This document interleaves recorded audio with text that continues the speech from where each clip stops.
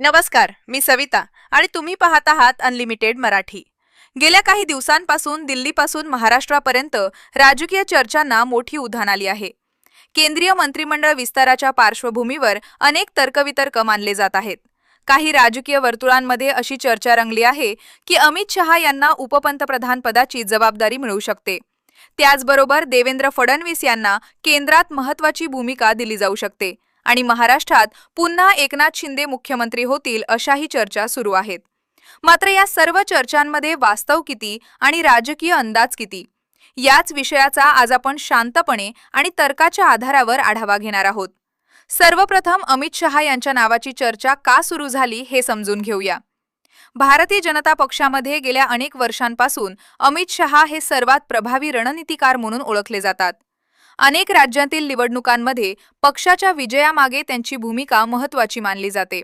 संघटन उभारणी, निवडणूक नियोजन आणि पक्षाचा विस्तार या सर्व बाबींमध्ये त्यांनी सातत्यानं काम केले आहे. गेली अनेक वर्ष ते देशाचे गृहमंत्री म्हणून कार्यरत आहेत. त्यामुळे आता त्यांच्या राजकीय प्रवासातील पुढचे पाऊल काय असू शकते यावर चर्चा होणं स्वाभाविक आहे. काही विश्लेषकांचे मत आहे की जर मंत्रिमंडळात मोठे बदल झाले तर उपपंतप्रधान पदासाठी त्यांचे नाव पुढे येऊ शकते. भारताच्या राजकारणात उपपंतप्रधान पद हे घटनात्मकदृष्ट्या अनिवार्य नसले तरी काही महत्त्वाच्या काळात वरिष्ठ नेत्यांना अशी जबाबदारी देण्यात आली आहे.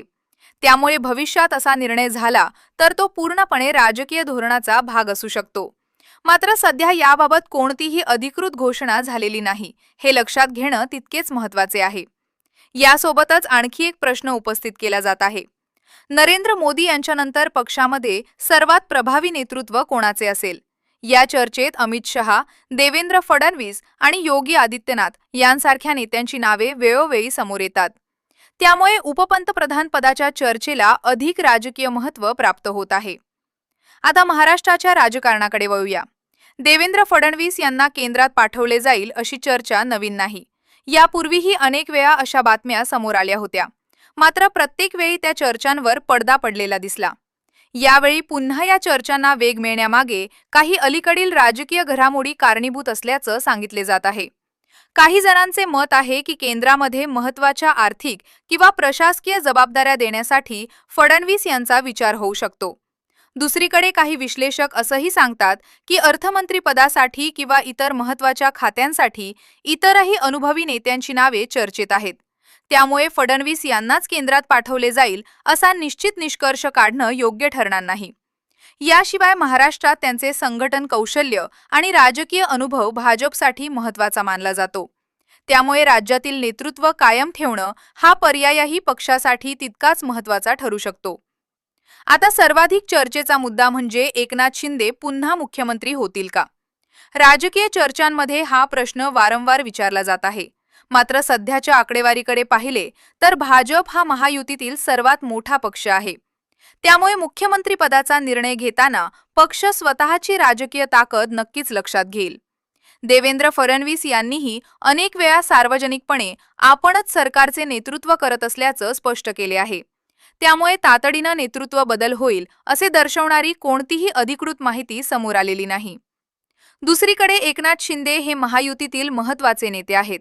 त्यामुळे त्यांचे राजकीय महत्त्व कायम राहावे यासाठी त्यांच्या भूमिकेला वेळोवेळी बळ दिले जाऊ शकते.